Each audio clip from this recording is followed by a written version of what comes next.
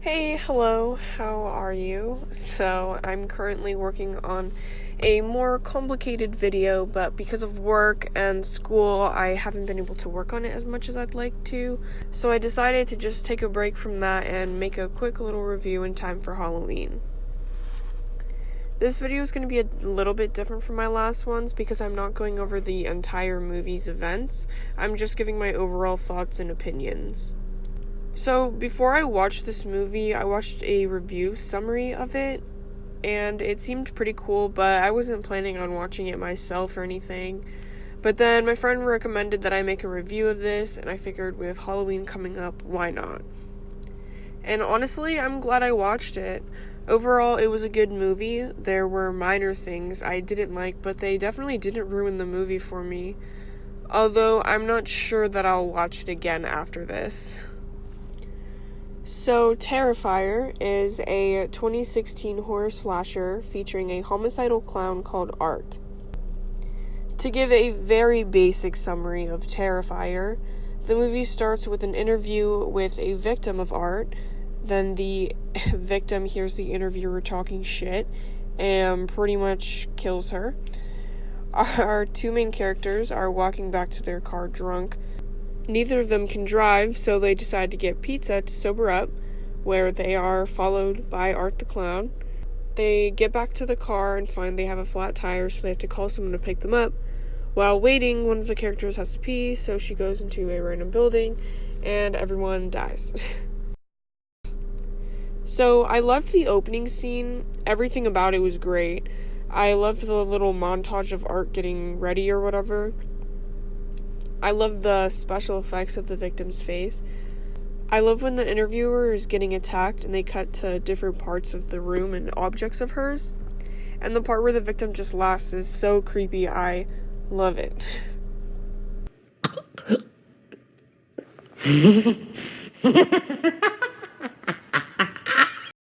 The special effects makeup was overall fantastic in this movie. There were only a few times where I thought, that's definitely not real. Given how little those moments happened, and also budgetary constraints, actually, I'd like to applaud this movie for how well it did on only a $100,000 budget. Which is honestly just crazy to me because that's, like, nothing. Some movies have way higher budgets and turn out to be garbage, like the movie Clown. With a budget of $1.5 million, they managed to squeeze out this steaming pile of shit. Anyway, the camera for the most part was very well done. There were definitely times where I felt bored of the shots I was seeing, but for the majority of the movie, I was visually interested. There were a lot of static shots during scenes with conversations. Of course, most of the interesting camera work was done during action scenes or scenes with importance, which is how it's supposed to go, I guess. Honestly, I don't have a strong opinion about the camera work. It was done properly and enough thought was put into it, so I feel very neutral about it. The dialogue, for the most part, felt unnatural. I don't know if I would say the writing was bad, it just felt like most of the scenes with actual conversations were forced and unnatural. And honestly, that could have just been the acting. I don't know that was necessarily just the writing. But definitely the scenes with heavy dialogue weren't that enjoyable. There were also parts where the audio was kind of clearly dubbed over, and I don't know, that just kind of makes it hard for me to watch. Oh, here we go. That was the longest piss I've ever taken. Thank you for sharing that. Why do you gotta start this stuff? This guy wants me to meet him at his apartment right now. What a shocker. I told him I would. What? I'm kidding. I have a little more self-respect than that. If you only had a brain. Oh, you're on the phone. Got you. I've been wanting to use that one all night. Congratulations. There were also way too many times where the characters would hurt Art to get away, but not actually kill him or try to make sure he can't get back up. It's cliche as hell, and I'm tired. That crazy woman seemed kind of pointless and out of place, because she didn't really have a purpose. Like, where did she come from? It really just felt so random, because her trying to alert the janitor of what was going on did nothing. Her trying to comfort art or whatever didn't work because he just scalped her and chopped off her tits anyways. So, I don't know. But this movie did a really good job of building up tension while keeping me interested. A lot of movies rely almost entirely on pointless jump scares to make the movie scary. But pretty much every jump scare or startling moment was earned.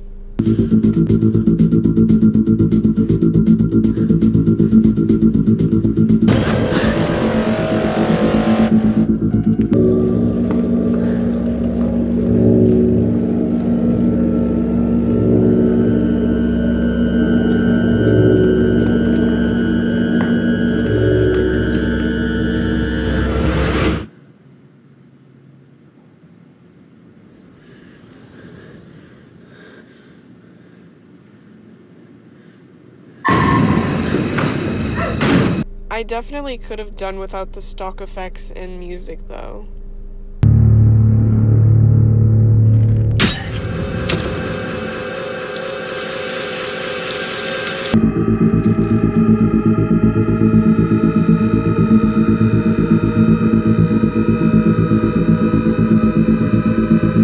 I love how they make it seem like the events of the movie happened after that victim did the interview.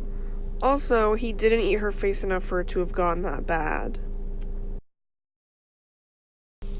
So overall, like I said, I really enjoyed this movie. Again, I don't know if I'll be watching it again, but definitely I didn't have any complaints about having to watch it a few times to make this video.